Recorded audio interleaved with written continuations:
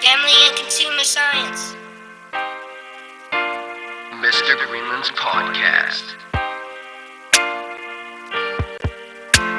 Let's learn facts.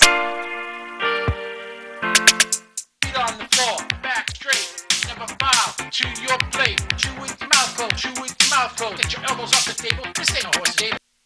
All right, welcome to Family and Consumer Science Television. I'm Mr. G. I'm alongside Mr. Moran, fellow educator and friend. Today's first thing, please get yourself a piece of paper for our students. If you're not one of our students, you want to play along, as always, get a piece of paper as well and a pencil. And number that paper 1 through 20. Is that correct, John? 1 through 20. Please put your first and last name upper left-hand corner. Below that, period and date, and maybe your school's email address. And please put down what period you are taking this class. Okay, just makes it easier for me and Mr. Moran to give you that beautiful 100 that you're going to get from this because you're just that fabulous. Okay, so Mr. Moran, can you give me that word pronunciation that we were talking about today? Homophone. Okay, the first 10 are going to be English that connects with culinary, that connects with family and consumer science. And your first question is, what is a Homophone. homophone? Mr. Moran is going to answer that, but first I want you to write down what you think that is as it relates to English language. What is a homophone? Okay? 5. Okay. And everyone should have something written. Again, of course, you can scratch off that and put the correct answer, and you'll still get full credit.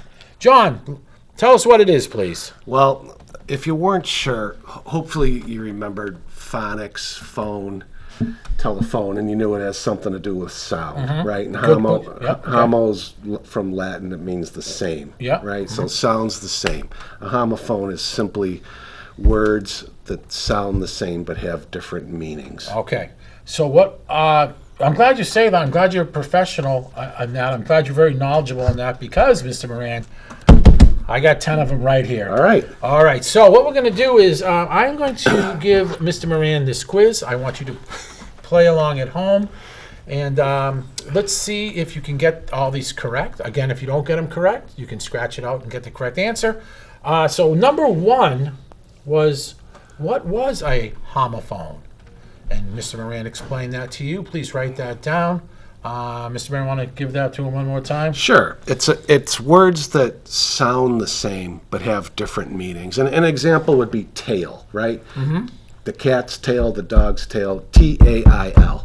Yes. Grandpa's telling a story from his youth. Yeah. That's a T-A-L-E, right? It's a tail. Okay. A tall tail, like a fishing tail. I caught a fish this big. Right. That's a tail. And but it had a big tail. Exactly. T-A-I-L. And we gave him the answer. They sound the same, but they have different meanings. So these are going to be... okay. That was tail of a plane. Oh, okay. Well, thank you, Kyle. Kyle obviously is playing along as well, our fabulous producer here. Nice. Okay. You can play along at home as well, Kyle, of course. Okay. So, number 2. I'm going to give you the definition of the word. Okay. And then you tell me what type of... how to spell the word that we're talking about. All right. Number... so 2A would be... add 2 cups of flour into the cake recipe. Let's swing this open, Kyle. Flour. How do you spell that, flour? Add 2 cups of flour into the cake recipe. Everyone at home, write that down. Nice. All right. Write it down.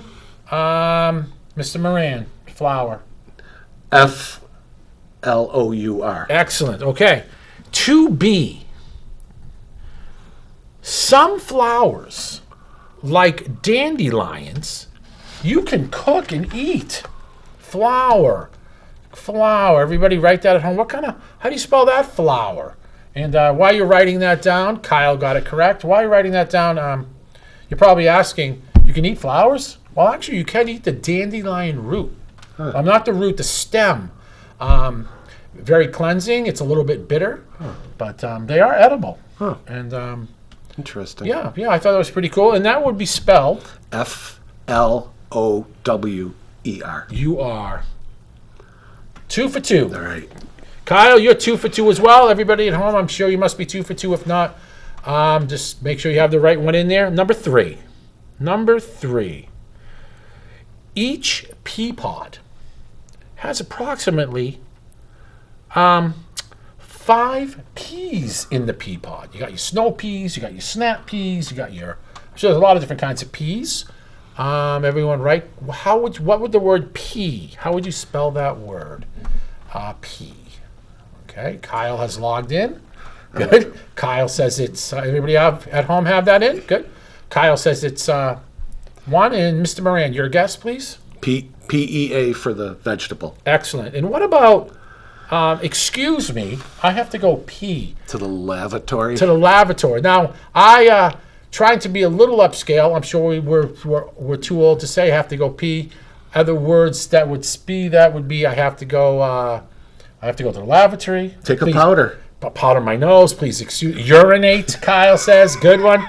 Okay, but for the source of this for 3B, I have to go pee. P. PEE. PEE. Kyle put something up that I'm not going to read. Drain. Good. Okay. All right. Number 4A. 4A. You're batting 1,000. I got a good rest last night. Good. You knew the pressure of this show was going to be Exactly. intense. All right, ladies and gentlemen, students and fabulous watchers of this show. I ate a whole pizza. Whole pizza. Kyle, please log in. Everyone else, right? I ate a whole pizza. Whole pizza. Okay? Good. Kyle is correct. Mr. Moran? Okay. WHOLE. Correct. Good. And our next homophone would be I feel that I have a hole in my cake while I was carrying it. I sense I had a hole in my cake. Please, students, write that down. Kyle is correct. Mr. Moran HOLE. is correct. Wow. Guys, I haven't stumped anybody yet. Very good. The next one. I know why my food is not done. Word we're looking at would be no. I know that my food is not done. Kyle, your guess? Very good. Mr. Moran, your guess? KNOW. People at home, good job. KNOW. Excellent. Good job. No, like knowledge, right? No knowledge? No, KNOW. Oh, No boy. knowledge. No knowledge? It's from the same, knowledge is KNOWLED. Please explain that a little bit. Well, You lost me. We're coming up with something. Knowledge is KNOW Knowledge. LEDGE. Knowledge. Right. Knowledge, no. Yep. Instead of NO, KNO. Right. W. The English language is something. They say it's one of the hardest languages to comprehend. Right. Due to its intricacies. Irregularities. Irregularities. Yep. That's right. Yep. Okay. Okay. No. Opposite of yes. Obviously, everybody knows that. Opposite of yes, spelt Kyle. Yes. Mr. Moran. NO. Mr. G. NO. Students at home. NO. Very good. This would be number 6. Please make a knot in your bread. A knot. Very good for Kyle. Mr. Moran. KNOT. And you are correct. And then your bread that you knot. Would you know? Say you got some long pieces of bread, some gluten strands, if you would. And what kind of bread? You know? There's many different kinds that knot their bread. I'll throw one out. Challah bread. Oh, okay. Scala bread. Okay. Okay, good. Right. And It's good. not today. I don't feel like knotting Pretzel my nut. bread. Not today. I don't right. feel like knotting my bread. What knot on that first one? Not today. NOT. NOT. Excellent. Number 7. Mr. G could not sit through a corn concert. Corn concert. Okay, wow. Mr. Moran? CORN. No. There's a band called Korn. What? And Kyle, a little bit more into that demographic, knows it. Anybody else, please write that at home. Korn, a band. I heard they're kind of heavy yet rappy yet very big, probably in the, I don't know. They're a pretty popular band. I would say an angry band. They're kind of heavy, but that's okay. Huh. 90s, the 90s band. And that Korn is spelled Korn. Okay. Isn't the K backwards, too? Is it? Is it? I think it is. Okay. Kyle, is the K backwards? No. Okay. Straight up Korn. Sorry. Kyle, does that mean anything else, Korn? Because Korn, what's the definition of? We tried to look that up. That's I can't tell you during this. Okay. All right. The next one would be a locally grown vegetable has husk green with a lot of kernels in them that we eat. That would be. Wait for it. Kyle's correct. CORN. CORN. Good. Number 8. Please knead your bread carefully. Now, kneading your bread is when you're pushing down on it, folding your dough over to make a nice piece of dough. Knead. Please knead your bread. Please write that down at home. Take your best guess. We're waiting for Kyle's response. Kyle is correct. Mr. Moran? Yeah, I like KNEAD. Correct. And you don't not, please, I don't think you need to knead your bread. What do you think about that? Well, Knead. I don't think I need to knead my bread. That's right. NEED. Correct. Boy, we haven't stumped anybody yet. That's awesome. Okay. But you said to bake the cake at 350. But, Mr. Moran, but. BUT. Correct. And the butt roasted piece of meat needs to cook for 2 hours at 350-ish. The butt of meat. 2 T's. BUTT. BUTT. All right, one of my favorite ones here is I have to hawk a loogie. As I've heard that expression, kind of gross. Hawk that loogie, John. Kyle, don't hawk a loogie. I don't know if that's correct. Maybe it is. I have it as HOCK. And then, of course, the bird that flies would be a HAWK. Okay. All right. And it looks like you are going to reign as king of this portion of our show. All right. Okay? Reign. All right. Spell reign. You are the king. You are the ruler. You reign supreme. REIGN. Correct. Kyle, I think got that one wrong. Kyle, what did you have up for that one? I put an E at the end. Okay. Wow. I realize it's the lead singer of another band, so I actually got that wrong. So another one would be, everyone at home, write down 2 other types of rain. Write down 2 other types of rain. Spelled differently, but called rain. Okay, Kyle? 2 other ones are called rain. We got 1 rain. Okay. And is there another type of... There's 3 rains here. And that's right. The one would be what, guys? Rein it in? Rein it in. REIN. A horse's reign. Right. Wow. All right. Okay. Congratulations, Mr. Moran. You beat out Kyle by 1. Kyle, you did a great job. Thank you. And we're going to come right back. We're going to play part 2 of the integration of family and consumer science as it relates to English. Yeah. What do they call that? Co-curricular? Or that's right. Is that it? Yeah. Ah, okay. We're going to be right back, and we're going to pat ourselves on the back that we made it this far. And you guys did a great job. We'll be right back. Family and consumer science. Mr. Greenland's podcast. Let's learn facts. Feet on the floor, back straight, never bow to your plate. Chew with your mouth closed, chew with your mouth closed. Get your elbows off the table, this ain't a horse game. Hi, welcome back, everybody. So today we're going to work a little bit on choosing the right verb, descriptive verb, a lively verb, a verb that'll make your writing more appealing to the reader, because as you know, Mr. Greenland, the right ingredients are crucial to preparing tasty dishes, right? And the right verb makes your written sentences pop right off the page. As Mark Twain said, the difference between the right verb and the almost right verb is the difference between lightning and the lightning bug. Let me try that again.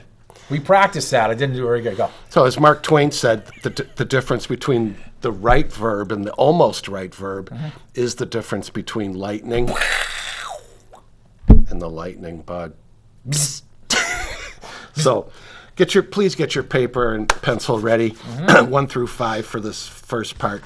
And we're going to see if we can replace these lame verbs with a nice descriptive one. So we're going to replace the lame verbs with the descriptive ones. Right. So this is number 11. No, actually, I don't know where we're at, but just start a fresh 1 through 10. Okay. And put everyone at home, put a fresh 1 through 10 down here, okay? All right. It's hot. It's summer. So see if you can think of at least 2. If you get 3, we'll give them a little bonus. How's that? Okay. All right. So here we go. ready. We're going to try to find verbs that replace the lifeless ones used in Okay. the sentence. Listen carefully to the sentences, then jot down a couple more descriptive verbs. Mr. G, Yes. And students at home. number 1. After the race, the thirsty runners had some water. They had some water. Everyone at home, write those now. They had some water. Long race, hot day. Did they just have water? They guzzled some water. Guzzled works. Guzzled, and they enjoyed. Enjoyed. Consumed. I like gulped. Consumed and gulped.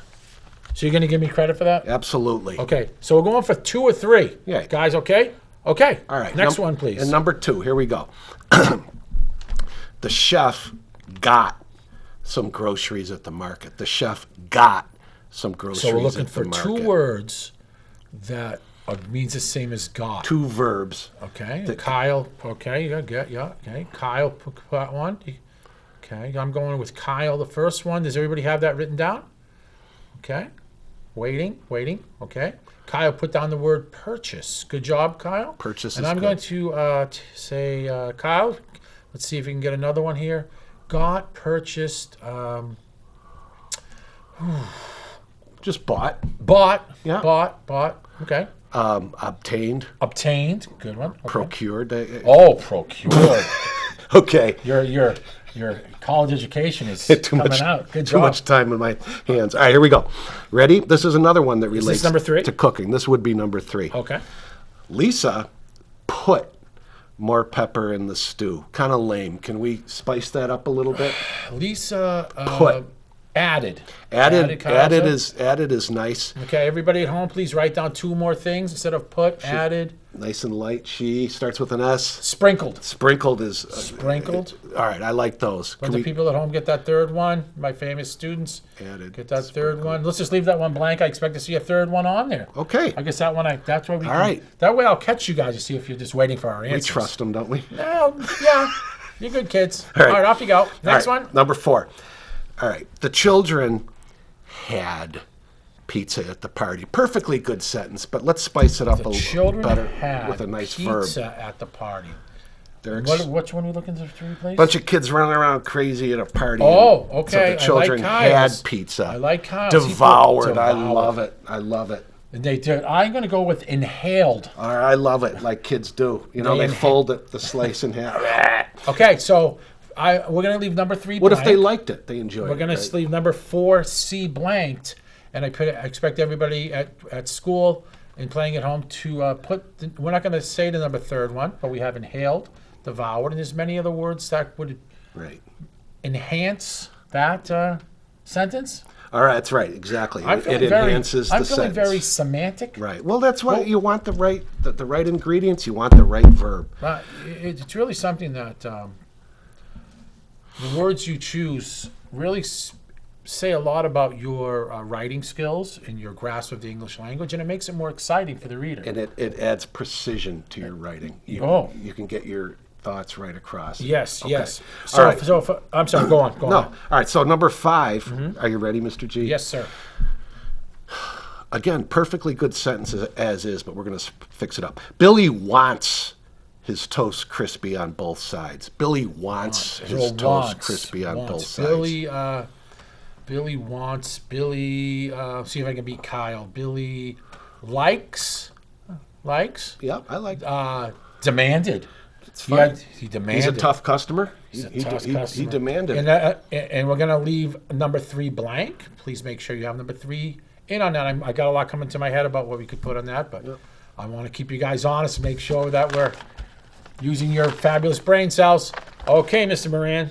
So we should have 3 on that. That was number 5. Number 6. All right, now we're just going to talk about something that you can use not just in culinary English, but across. That's writing in complete sentences. Important. Yes, All right. yes. So, no one wants a half-baked cake, and a half-baked or incomplete sentence.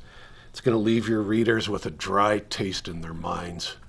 So we want complete sentences, right, Mr. G? Okay. So for numbers, this would be 6 through 10. 6 through 10. Let's identify if the sentence is complete with a noun and a verb, subject and a predicate, or listen to the sentence, then write C if it's complete, or I if it's incomplete. Are you ready, Mr. G? So this is number 6. I'm going to write either a C or an I. C if it's complete, I if it's incomplete, and we'll see if it's incomplete if we can fix it up. Okay. All right. Ready? Yep. Mr. G. Yes, sir. After the rain let up. After the rain let up, that is a incomplete sentence. I agree. And I would finish that by saying, after the rain let up, I went outside to enjoy some sunshine. Right. That would be one. Right. Or we could say, after the rain let up, some people didn't care because they were too busy playing Fortnite on PlayStation 12. Perfect. Or whatever level of PlayStation they were on at. Perfect. Okay? All right. So everybody please write, that was incomplete sentence, and how you would fix that sentence. Write that now, please. Okay. And here's 7. Are you ready, Mr. G? Yes, sir. There's a lot of knowledge today on the science show. This is really good. Sally spilled juice on the carpet. Sally spilled juice on the carpet. Number 7. I would say that is a complete sentence. It sure is. We have a noun, Sally. Yeah. And we have a verb, spilled, right next to each other. That gives your sentences a little added life. Now, Sally what if I wanted spilled. to add something onto that? Would be Sally spilled juice on the carpet, and I wanted to. Would I start a new sentence? Oh, well, it depends what you want to add. I'm thinking saying something like Sally spilled juice on the carpet, comma. After her mother told her to be careful. Yeah, or boy. Yeah, after her mother told her to be careful, or Right. boy. Right. You better think of something quick to get that juice out. They say club soda. Oh, okay. And I guess you want to tab. Oh, we're 5 minutes. So Okay. Okay, number 8. All right, here we go. So, Sally spilled juice on the carpet. Nice sentence the way it is. That's okay? complete. Yes, That's number complete. 7. C. Yes. Okay. How about Mr. G? If I walked in here and said, "Hi, Mr. G," when the guests arrived. When the guest arrived. Ooh, everybody write that. You should be thinking, what happened, right? Well, the guest When arrived. the guests arrived. When the guest arrived, wouldn't that be complete?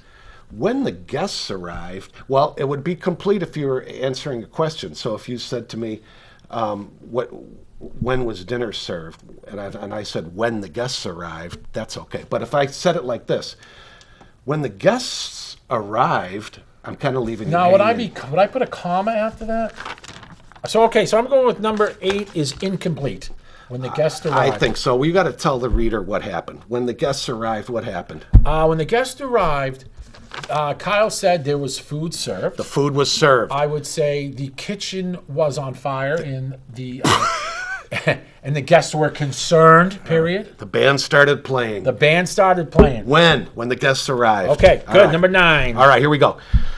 During the proofing phase of bread making, bread rises on its own. Complete. I like complete there. And what does proofing mean? Anybody know that for an extra bonus point? If you're proofing bread, what are you doing to that bread? Kyle, for the possible great culinary award, what is proofing, Kyle? This is our great producer, engineer, technician, all-around great guy. I apologize, I wasn't paying attention. Proofing. I'm proofing the bread. And Mr. Moran said it was...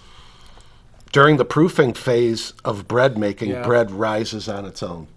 I gave the answer.